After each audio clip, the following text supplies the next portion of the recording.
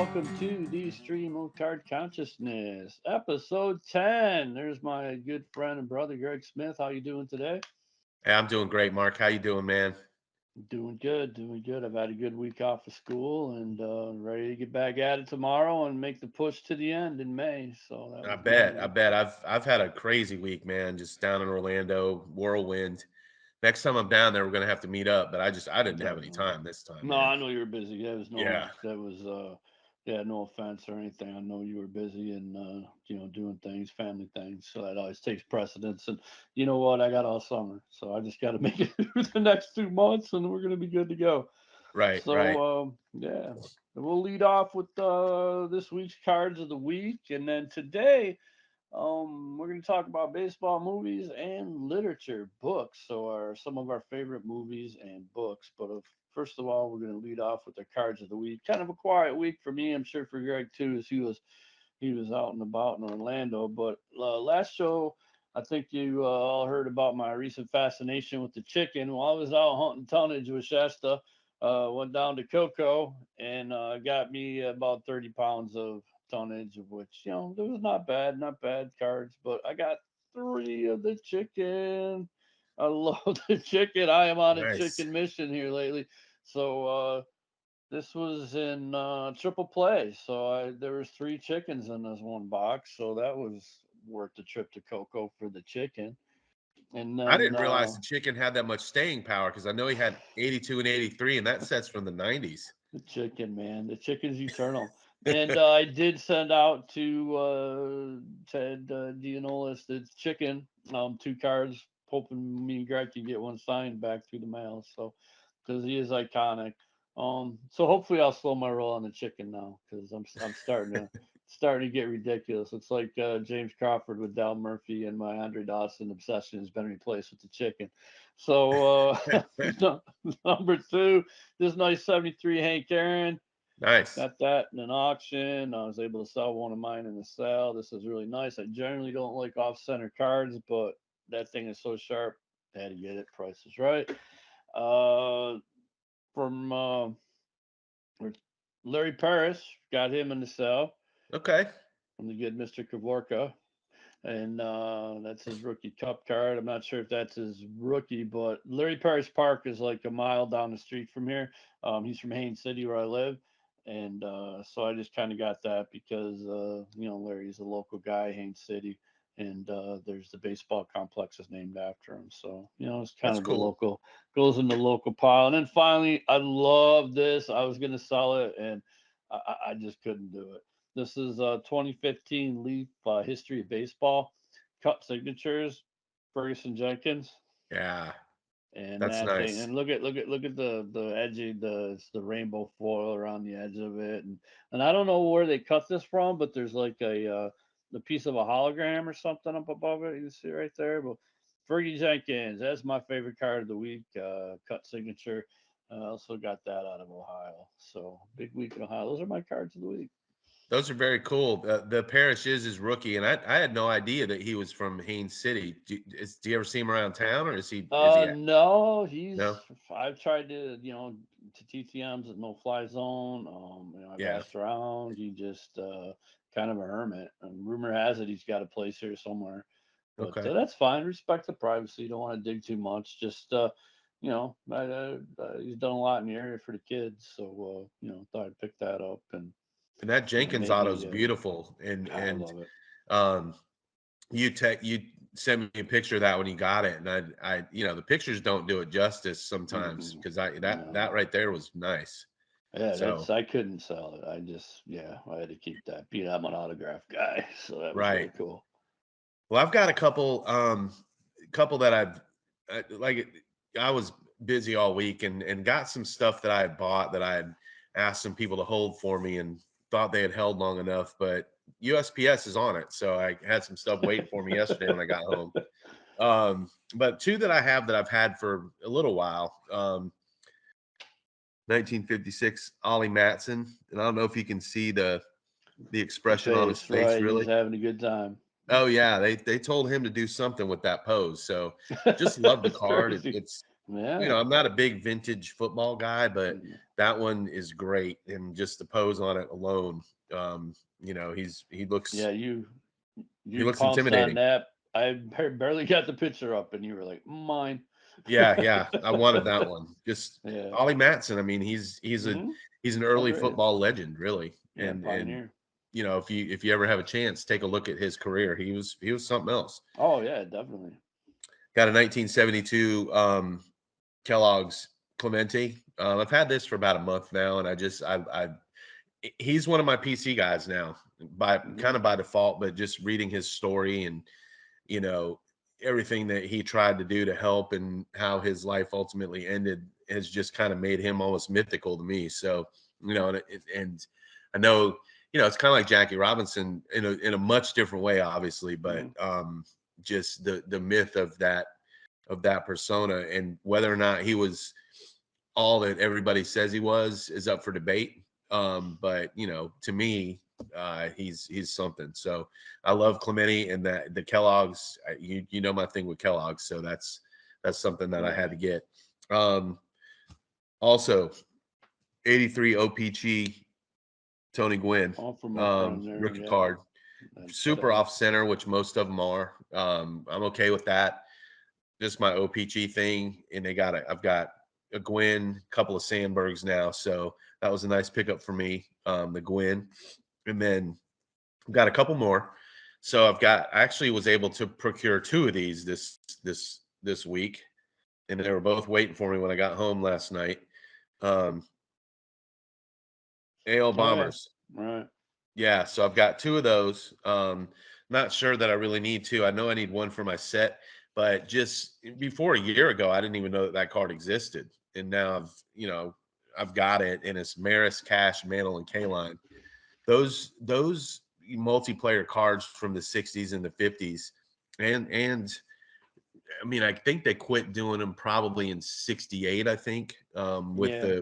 yeah, that was the last year they really did the multiplayer combo cards that aren't leaders cards, and that one there's, in my opinion, one of the best ones with the people that are on it. So love that card. Now I have two of it for some reason, but I couldn't pass on the price on either one of them. So there you go. Excellent. And then I finally found a Oh. decently centered Oh, Ozzie that's sounded Smith. nice. Wow. Look at Yeah, that. Holy yeah, cow. you don't really Mm-mm. hardly ever see this card centered. So got this as part of a lot off of a different platform, and not really sure what I'm going to do with it. I'm probably going to PC it or put it in my PC, Hmm. because you just don't find the centered ones very often. So that's my last card of the week. Slow week, I didn't have a whole lot coming in or going out, but um, those are ones and a couple of that I'd had for a while that I wanted to show. So that's mine for the week, Mark. Yeah, mine was slow too. I don't know what's going on. I have a whole bunch of stuff out there. My mailbox is going to be overflowing one of these days. I don't know what's going on with the mail here lately. It's crazy. So, Yeah, it's I don't know, but mine's getting there way too quick. So maybe yeah. they're who knows? That sucks. Well, I just sent yours. You should probably, yeah, I just sent up one for you yesterday. So that should be there Well, by Tuesday or Wednesday. cool, But cool. yeah, So my you're gonna get in. outgoing is Go really ahead. good. My outgoing stuff has been going fine, but anything I've been getting has been taking forever. So I Huh? don't know why. That is odd. Yeah. So did you be movies or books? What do you? Let's do books first. All right, books. So yeah, that's something that I can really get into. Being that I'm not only a history teacher, I'm an English teacher. So in my opinion, I think I mentioned this on a past show. Uh, Baseball literature is among some of the finest literature in a lexicon of literature in American history. I mean, I'm a classic lit American classic literature, Southern Gothic, things like that. Truman Capote. I can't stand Faulkner; it's boring. But I think that the baseball books really fit right in there too, and it's amazing. It doesn't, for me. Other sports don't really translate as well. So I got some of my books here, some of my favorite books. One of them. I don't know where it is around here somewhere, but my one of my favorite books is David Halberstam. Teammates. It's about Johnny Pesky and Bobby Dorr go down to on a road trip, and Dom DiMaggio to see Ted Williams before he dies in Florida, and it is just a tremendous book. I laughed, I cried. It was just, oh my God, the bonds of friendship between those guys, and so that is probably my favorite.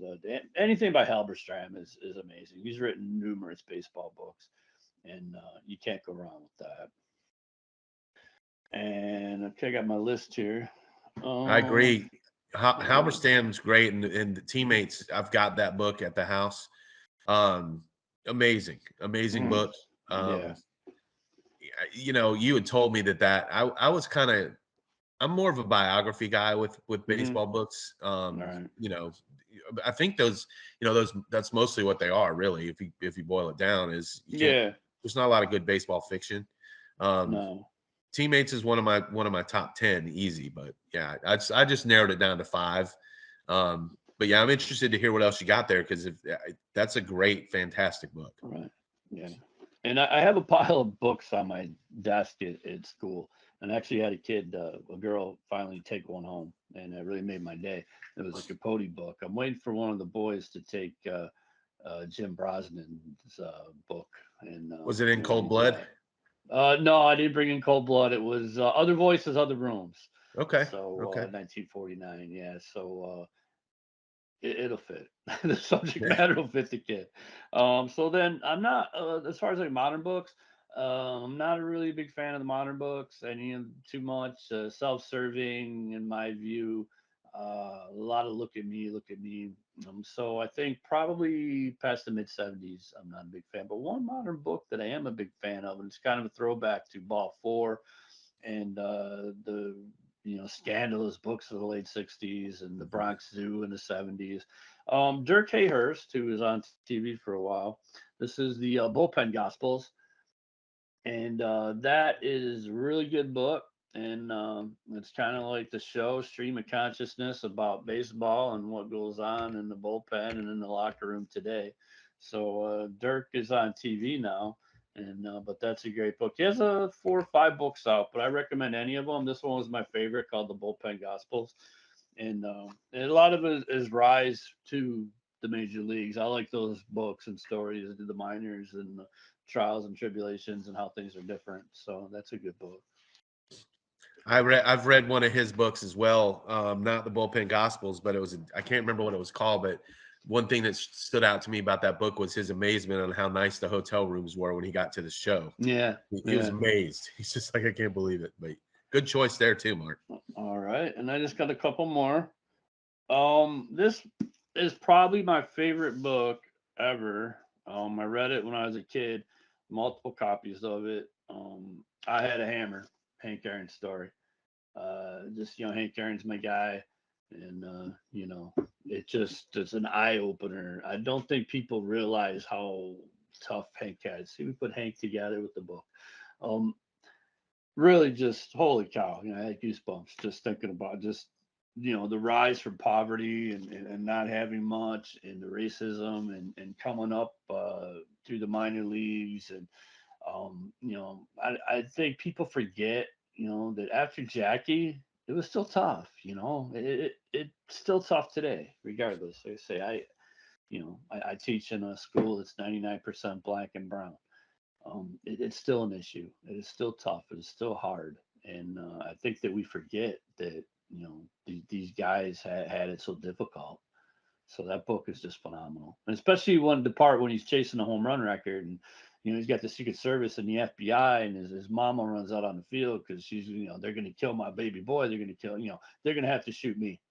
And just that powerful, how it affected his whole family, his daughters, and being able to spend time with them as a young kid. This story I told a few shows back about hanging out with Hank for like an hour, and then you read the book and it just is like, holy cow, this Yeah, guy was yeah. amazing.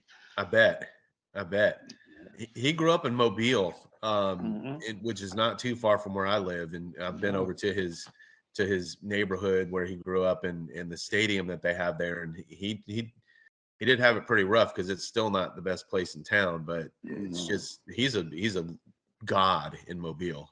But I imagine I'm going to have to read that because I've never actually read that book. Yeah, it's phenomenal. Yeah. And then this one I've been working on for a long time, and he has a bunch of baseball books. And this is one I guarantee you not too many people will know. It's Danny Peary, and this thing is a monster. And Whoa. it's we played the game, and it is an oral history. And I love the oral history. It's kind of like the what's the one from the '60s that's escaping me. That's pretty famous. But we played the game, and it chronicles from the '50s up through the '60s, and it's all interviews and snippets, and it goes season by season by season, and it talks to different players, and Johnny saying Lou Burdett, Billy Johnson. This is 1951. Johnny Clipstein, Randy Jackson, Frank Baumholtz, and Rube Walker, Hank Sauer, on and on and on and on and on. This guy Yeah. spent like 20 years writing this book, and it is huge and it is massive. And where's Maury Willis here? He's my placeholder. I'm up to page. There's Maury. I'm up to 1955. So One 1955. 1955, Oh, page man, that is a book. 289.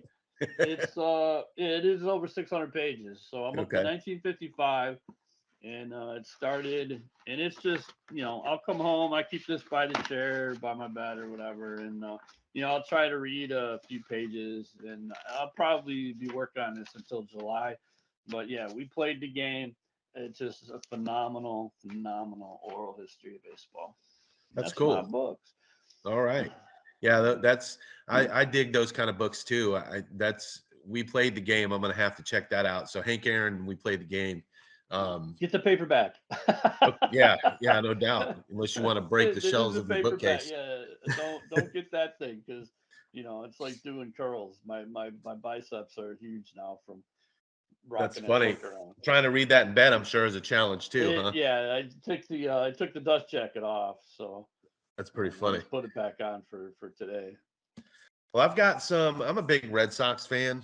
I don't know if most people that know me know that, but yeah, I'm a No, big I Red Sox understand. fan. So these are not in any particular order, and I've got a couple Yankee books in here, which is kind of surprising to me. But this lady here, Jane Levy, has written a couple of books. This one is a Babe Ruth biography. It's called The Big Fella. Um, Well, she's just good. really detailed about the life of Babe Ruth.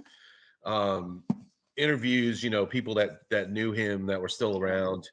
It's just fascinating to read. And he was really against the racism too. And he tried to get them to change while he was playing, and they just, for whatever Yeah. reason, it didn't really. But he was a big proponent of equal opportunity, and barnstormed with a lot of the Negro League players and things like that. And was always trying to further that along. Just a great read about baseball and about probably the most famous baseball player of all time, really, if you think about it. So that's my Yankees.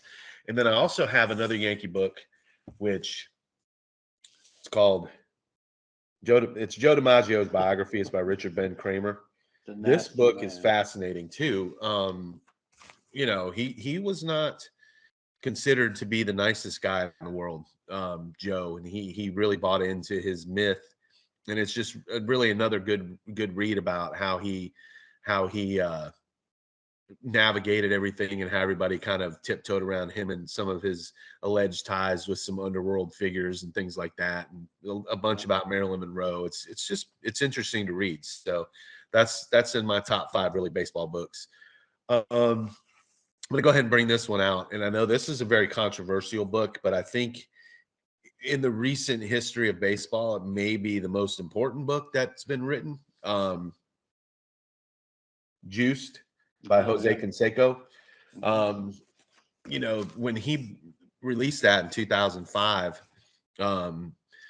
just coming out of the steroid era, he got roasted, and people were like, he's lying, and just just it really has shaped the way that baseball will be remembered. And I think most of it has proven true over time, the things that he was writing, and he still gets vilified for it. um for being kind of a rat, but I mean, I guess it really, you know, was needed at the time or was needed for the history of the game. So I mean, who knows? But just reading it and looking back on it, I reread it about a year ago, and I was like, wow, this all of this has been true. You know, Yeah. when at the time nobody thought it was true. So that's in my top five. This one is called Game Six, and it's Yep. the Reds and Red Sox World Series in 1975. It's by Mark Frost. Just a story about Game Six and about the whole Big Red Machine and the Red Sox at the time. Probably the two most talented baseball teams that there were at the time, and just a knockdown drag out series. I was 5 when that World Series was happening, and I don't remember it really, but I remember my neighbor screaming, and that's one of the reasons that I got into the Red Sox is because she was a big Yaz fan, so she got me into them, and just that game I think was a seminal moment in the history of both franchises, and it got the Reds going towards their eventual couple of titles, and just a really good book for Red Sox and for Reds fans really. And then my all-time favorite is called Red Sox Nation. Peter Golenbach is another baseball writer. He's maybe not as esteemed quite as Halberstam is, but he's done a lot of really good baseball books as well. So that one's just like kind of your We Played the Game, but just focused on the Red Sox. So it's a chronological, just a history, a deep dive into the Red Sox history. I've read it and reread it a couple of times. I wish he'd update it, for the last 15 years. But, a lot of times with books, you can't. That's the one thing that I don't like about baseball books is that, it ends and then there's the rest of it. And then there's a couple that I'll mention real quick that I don't actually have copies of right now. One is I believe it's called The Great American Baseball Collecting Flipping. The baseball card. Yeah. Yeah, the baseball card book, the early one, and I don't have it. I'm gonna get it, but I just remember that from when I was a kid, and I thought it was fascinating just reading about all the different cards and the different stories behind them, and the 52 Gus Zernial where he's got 6 baseballs taped to a bat. Hmm. That card was cool. And then another one is the Now I Can Die in Peace, which is a guy named Bill Simmons. He was with ESPN for a while. He's the Boston sports guy. He does All a right. yeah, he's pretty well known in sports journalism circles, modern circles. And he wrote a book, all of his columns from when he was the Boston sports guy and when he originally went to ESPN to chronicle the Red Sox, basically from '97 till about 2004, 2005. And that's a must for any Red Sox fan. And I'm not sure why I don't have it. I had it, but I can't find it. So somebody All probably right. stole it from me. Um, but that being said, those are my baseball books. Everybody's got the usual suspects, the Boys of Summer, the Ball Fours, things like that. Right. I've got those too, but I just wanted Yeah. to kind of pick some different ones. You I'm know, glad you brought up Boys of Summer because we've had this discussion, and neither Greg or myself put that in our list. To me, and I'll just say it, it's disturbing. The language, the stereotypes, yeah, it it it does not hold up well. yeah, Now Khan to me, like I said, has picked this up 20 years after that. Season in the Sun. There's also other books. None of the things that are prevalent, and that's the times. You say, it's the times, the way people talk, and this the N word. And I just I can't handle that word. I just cannot handle it. And so yeah. yeah, I'm glad that you didn't pick that because it just it did not come across well. It doesn't No, hold up in my view. People still laud that as is great. And look, I mean, the attitudes were there. yeah. It's right in black and white. So don't tell me just because it was the sign of the times and it was 1970 or whatever. I don't want to hear it. Just Well, and I haven't read that book personally, ugh, Boys of Summer, in probably 25 years. So I mean, yeah. it's What really bothered me, and I'll be honest, I mean, Khan's dead now, just died. I think he had redemption later in life, and is the depiction of Carl Erskine's son. Yeah. Just nauseating. I mean, Carl Erskine is a wonderful man. God bless, still alive, like 95 years old. We've mentioned before. Write him a letter, he'll write you back. Get a hold of Yeah. him, he'll do your show. Like we could have him on here. Would you come on our show? Just an amazing man, and he loves his son. His son is still here. He has Down syndrome, and Yeah. here's a kid that was supposed to make it to 30, and now he's like 70 something. Oh, And wow. yeah, and it just just really found it bothersome. So Yeah. yeah, no to Boys of Summer, but read his other stuff. It is good, and I do think that there's some redemption there. Well, good. Well, good. Yeah. Well, those are my books. I don't know enough about Boys of Summer to really comment a whole lot on that. I mean, I remember reading it and thinking, Yeah. um, Ball 4 was great. I thought it was funny. Love it. Bronx Nope. Zoo was Love it. good. You mentioned that Yeah. one. So Did you read there's a Levy's book about Mickey the Mick? yeah. Yes, I have that one Oh my too. God. Oh wow. Yeah. Yeah. Talk about a train wreck, right? Yeah, that's the one that starts off with her meeting him in like some golf The tournament or bar. something, right? Yeah, and he gets Yeah. drunk, and yeah, you gotta Yeah. carry him up. Oh my God. I've got Wow. that on the Really. Kindle. I've got mm, that on the Kindle. I haven't really mm. read all the way through. The But the baseball card book is on Kindle. If you have Kindle Unlimited, it's an unlimited book. I have it on my Kindle. I mean, I know we do want you? to have the hard copy, but I that think I book you're might. talking about. And junk wax pack. The wax pack is another good one where the guy travels across trying to get everybody. He buys a pack of 1986 stops and he tries to Yes. track everybody down. Wax pack is really good too. But those are Yeah, on Kindle Unlimited. I've read that. I've read part of that one, and it was Yeah. like you said, 15 different people. And did Mhm. he end up getting everybody? Do you know? Or No, he didn't get Gary Redis. He did not get. Did he get Fisk? I think he got Fisk and he threw it out or something because it was such a pain in the ass trying to get Fisk. Got to remember how when he did not get Gary Redis. He okay, dogged him, and Fisk interesting was a discussion. pain. I like it. Yeah, yeah, it's a good book. It's a good book. So now we can do What's our movies, right? Yeah? Let's So go. go ahead. Let's dig into some movies. All right. So mine's gonna be different again. Again, every time we do these lists, it's kind of something, from left field for me. So bingo, long traveling all stars and motor kings. Yeah. What? Say what, Ford? What the hell is that? Yeah, bingo, long traveling all stars and motor kings. It's a mid-70s movie with James Earl Jones, Billy D. Williams, Richard Pryor, and Oh, it's wow. basically a Satchel Paige kind of narrative of his traveling road show, and it's a look at the Negro Leagues, and I think it's from 1975, 1976. So it's a great movie. Again, not PC, probably doesn't really stand up at that, but it's a pretty good look at how things must have been, because there is yet to be the definitive movie about the Negro Leagues made. Um, you know, I just don't think there are. I think this is the closest thing that we'll ever have. Being that's my thing. I'm a big fan of the Negro Leagues. I think that's it right now. That is gives you some insight, and so that one. And I'm gonna then have to check that out. Bad News Bears, Yeah. the original Walter Matthau. I love that movie. Girl power, right? And Yes. I love Bad News Bears. Again, not politically correct, but whatever. So I like it. It's comedy. The Natural, probably because I'm in it. That was filmed in Buffalo. I love War it. Robert Memorial Redford. Stadium, right? hmm Yep. And that's how I got to be friends with Jose Tellier, the great artist from Montreal.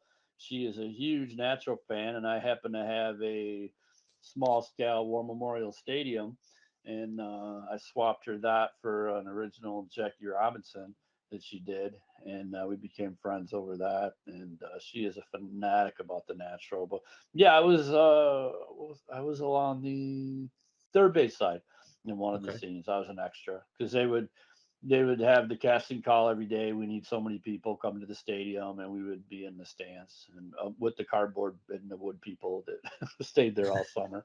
Kind of like 2020, right?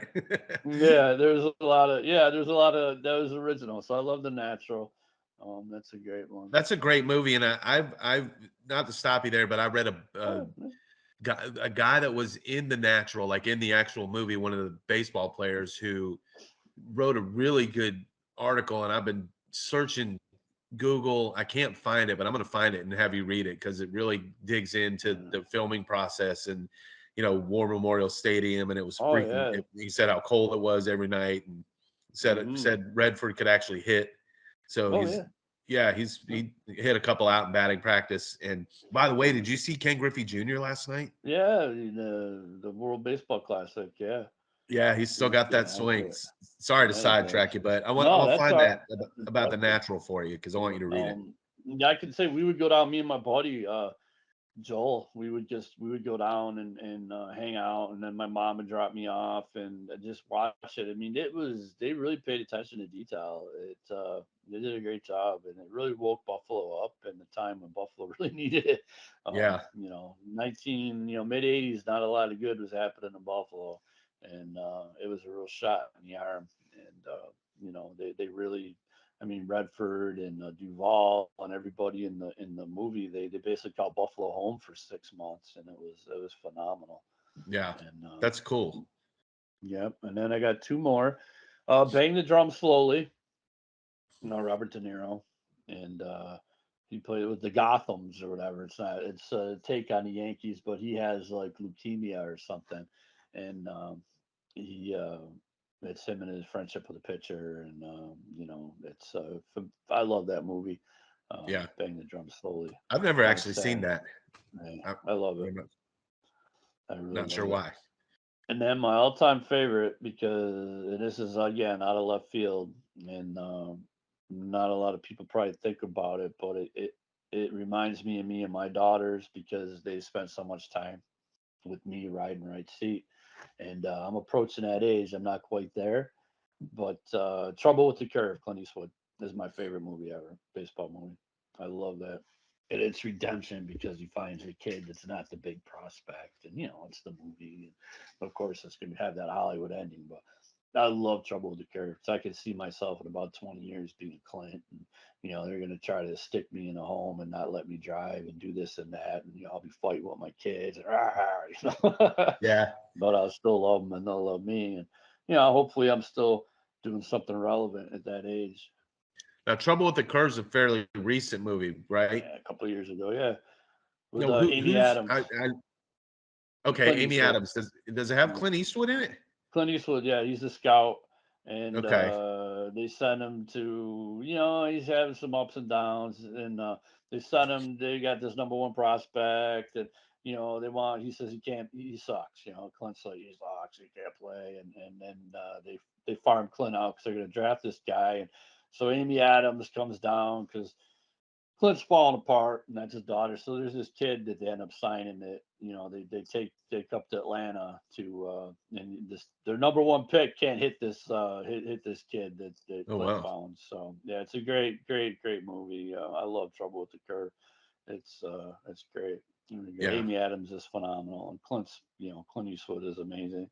Those John both very Goodman's when John Goodman plays like the chief of scouting for the Braves, and okay. it's just a great movie because he's I'm old definitely gonna have school. to check that out. Yeah, he's writing things down and using his eyeballs. Everybody's got their tablets and their phones, and here's Clinton doing it his way, and Yeah. that's a tremendous movie. Well, that's outstanding. I'm gonna have to check that out too. I've seen it on a couple times and just haven't watched it because a lot of times I think baseball movies are guilty, especially recently, of just really not hitting. For some reason, Moneyball was the last really good baseball movie that I Yeah, think I saw, and that was 15 years ago. So the Jackie Robinson biography was okay, but it was pretty vanilla. yeah, Um, so I'm gonna have to check out Trouble with Curve. If that's your favorite of all time. it is That's my that, favorite. all right. Well, So. that means I'm gonna have to watch it. So next time I see it on, I'm gonna take a look for sure. All right, let me dig into mine. Mine's a little bit more, I guess, a couple of mainstream, a couple of, Yeah, you gotta have some Costner coming up. I know. yeah. I mean, it's It's all you good. know, I didn't I gave it a lot of thought, but I mean, in my favorite all time baseball movie is probably gonna be the cheesiest thing you ever heard. So I'll get into mine now. Um, No worries. Number 5 for me, I guess, would really it's probably The Sandlot. Um, I I love it. just, Yep. it came out when I was 22. I wasn't really a kid anymore, but just something about that movie hit me. Just the kids having fun and reminded me a lot of me growing up. And the Yeah. pretty lifeguard and running around and just acting crazy, and all that stuff just really kind of melted together for me. And that, when I see that come on, I'll still watch it. Tremendous So movie. love The Full Sandlot. marks. What's Five that? five base five baseball gloves out of five baseball gloves. That's a great movie. Really, really. I agree. 4, I guess, for me would probably be, let's say, Bull Durham. Um, you know, Kevin Costner in his early days. I mean, I've always thought he was a good actor. You got Tim Robbins playing Nuke LaLoosh. I mean, there's no other Nuke LaLoosh other than Tim Robbins, really. And Susan Right. Sarandon. It's just a good. I like baseball movies that aren't necessarily about like the major leagues. You Right. got Minor. minor leagues, and it seems like the characters are more genuine down there. Even the way they're depicted in a fictional movie. So for me, Bull Durham is a classic movie. Um, there's so many to choose from, though, really. So it was kind of hard for me to narrow down my top 5. My next one, I guess, probably would be 61. Coming from a Red Sox fan, again, the Yankees have a lot of history in the game. And in 61, I thought Billy Crystal did an amazing job with that movie.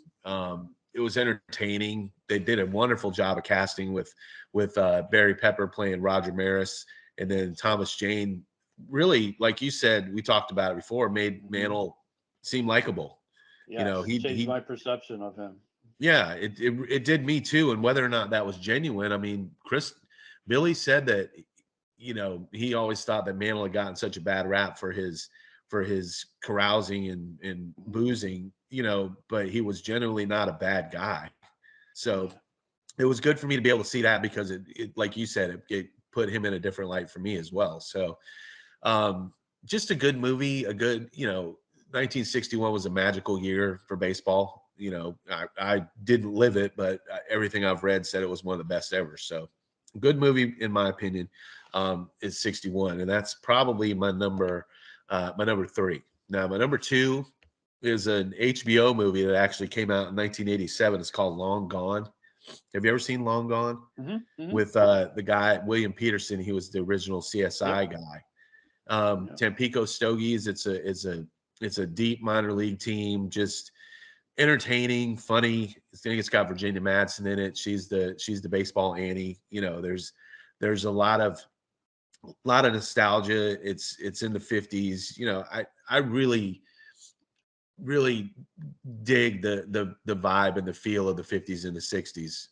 Hmm. And I kind of wish sometimes that I'd lived during those times. So that movie just hits a number of different things that I like. Just time period, directing, the cast was good. It was an interesting story, and it's just one that I look back on, and whenever I see it on, I'll watch it. I haven't seen it in a long time, but I remember loving that movie for some reason. And then my number one favorite baseball movie, and it really is just more a question for me of the time period, what was going on in my life, is Fever Pitch. And it's I There can't you help go. it. I can't It's help it, all man. right. Cheesy movie, Jimmy Fallon, Drew Barrymore, Yeah. stupid Red Sox. It's a great Uh, movie though. it is a good movie. It's just my It's favorite. funny. Yeah. My story. My wife and I met in October, or in August of 2004, and hit it off pretty quick, and things moved very quickly. And October comes around, and I'm watching the Yankees and the Red Sox, and it's 3-0, and I'm just heartbroken. And she's like, "What's wrong with you?" She doesn't know anything about my history with Boston and New York. The year before was excruciating. And so I told her, and she's like, "All right, well, maybe they'll come back and win." And they did, and then they blew through whoever else they played. And she gets tickets from her dad. She tells her dad, who owns a truck stop in Missouri, that if the Red Sox make the World Series, he needs to get us St. Louis tickets. So he calls his people at Bud, and they get us Skybox tickets. And I'm whipping through the story, but just the whole magic of that period for me as a No, Red Sox definitely. fan, going to a Skybox in St. Louis when they clinched for the first time in 86 years. I'm wearing a Sam Adams shirt and a Budweiser Skybox, and they're not very Yeah, happy about that, I and a Red bet. Sox sweatshirt. So it was it was a good time, and that movie just kind of encapsulated the whole thing with the Sweet Caroline and everybody in the Yeah. stands, and you know, so that's My my daughter favorite. and me, yeah, it's just similar. We were going crazy, because we're Red Sox fans, and Yeah, yeah, just my oldest daughter and me, it just that connection. You think we're never gonna win, and yeah, being from Buffalo, we're never gonna win. We're never gonna win a Super Bowl. We're never gonna win anything. We're never even gonna make the playoffs in hockey again. I mean, it's just our lot in life. The run's over yeah, with the Bills. I'm sure they're falling. There's internal things, and so from afar, we latch on to the Red Sox. And we didn't have Major League Baseball, so it's that. Yeah, that's anything Red Sox is good. That's not silly. It's we're all kind of zany, and right, so it really right. captured, that Jimmy Fallon, Drew Barrymore, kind of captured the vibe of how most Red Sox fans are. We're all a little weird. Yeah, exactly. And especially at the time, I mean, it was euphoria. And I don't know a better way to Oh, it describe was. it. Yeah, it was And, amazing. and that movie really kind of captured all that in its own They had to cheesy. change the filming of that, right? Because originally they had them not winning, and they ended up winning, and then they Yeah. had to change the ending of the movie, right? Yeah. Well, and the funny part about that too Somehow, is yeah, being in the stadium, they had to shoot part of the end to change the ending. And I yeah, saw them, you can see them out on the field hugging while they're and yeah. there's cameras filming them while it's actually happening, which I thought was Right, pretty yeah, cool. it's for real. That's Yeah. what I'm saying. So But it was neat. And I haven't watched that movie and I kind of moved on from the whole thing after they won a few. I haven't watched that movie in 20 years now or 15 right. years, but it's still my favorite baseball movie. So, you know, And that's it, good. That's the beauty of our show. I mean, obviously, people feel the dreams. Come on. yeah. Eight Men Obviously, to Out's me, good. 8 Men Out, Love of the Game, all these movies. We're just trying to bring you things that we like that aren't maybe in the mainstream. Or same thing with our books. I mean, I know Greg had some great books that were, kind of dark horses. You're not going to hear Bingo Long Traveling All Stars very often in the movie list. And that's the thing. And just to try not to rehash the same things over and over again. Because to me, like Field of Dreams is like the Rolling Stones, or the Beatles of the genre. Why? What are you gonna do? Oh, put it on the list. Everybody puts it on the list. Right. It's a Right. no brainer. But we're trying to, we're the club, so to speak, trying to find the up and comers or the cult favorites, so to speak. So Right. it's good. Yeah, it I'm was sure good. we'll And figure it out. Yeah. I loved your choices. And there's a couple that I'm going to check out now based Yeah, on those. And definitely. it's like you said. I mean, it's just really more what speaks to us, and you know, like you said, everybody can pick Field of Dreams or Hmm. 8 Men Out or all those movies, but I wanted to give it a little bit more thought, maybe, All right. and I know And you do too. So in literature, yeah, I'll just close my thoughts for this week with this. First book I ever read was Enola Gay. I was like 7 or 8 years old. The Voyage of the Enola Gay, about the crew and the plane that dropped the atomic bomb. Weird for a 7-year-old. Second book, I lived in the middle of nowhere. No neighbors. I've told this before. Either side for like a mile. Ted Williams story. I used to sit up in a tree and read that book. And it changed everything for me. I was 7 or 8 years old. I'm sitting up in a tree reading this Ted Williams. I used to get the book sold like a Salvation Army for like a dime, and all about Ted and hitting and coming up in San Diego in the minor leagues and the Pete going to war, and Ted flew missions, fighter pilot missions. Ted Williams, and so literature and books. It really opens up your mind, and you can see things and hear things that you don't find on the internet, you don't find on Twitter. I really urge people to get out and read a book. Sit down and read a book. Take that time for yourself, even if it's 15 or 20 minutes. I try to read every day. I me mean, I too. do with my job, but I try to read every day, and take that time. Open yourself up. Open your mind up. Don't let this what we're doing visual tap the phone. Use your mind, use your brain, take yourself somewhere. And there's no better genre than baseball literature to do that. I agree. I agree. This has been fun talking about it. It's been fun hearing your top fives and talking about mine too. And I agree. To close out my thoughts as well. My wife's having a tough time with some things, and and I basically put a book down in front of her the other day and said, "Read this. You need to take yourself away from reality for a little bit." And it works. It really does. If you're having a rough day, or even if you're not having a rough day, sitting outside on the porch or in a hammock or somewhere and just reading a book, man, can change your whole outlook. So I highly recommend it as well. So Right on. I hope All right, everybody has a brother. good rest of their Sunday, man. Let's go watch some basketball. Yeah. Oh man, I'm gonna talk about my brackets, but hey, Who you got in the it's all tournament? good. Who what now? Uh, I got left. My Final Four is still intact, but I got Alabama, Michigan State, UCLA, and Houston. So Okay. I'm hanging Uh, in there. I Uh, didn't do a bracket this year. I'm not gonna lie, but I'm hoping Duke does okay. Houston looks pretty good. Was Alabama did Alabama win? yeah, Alabama's still alive. I wouldn't mind seeing them do something. There you go, James.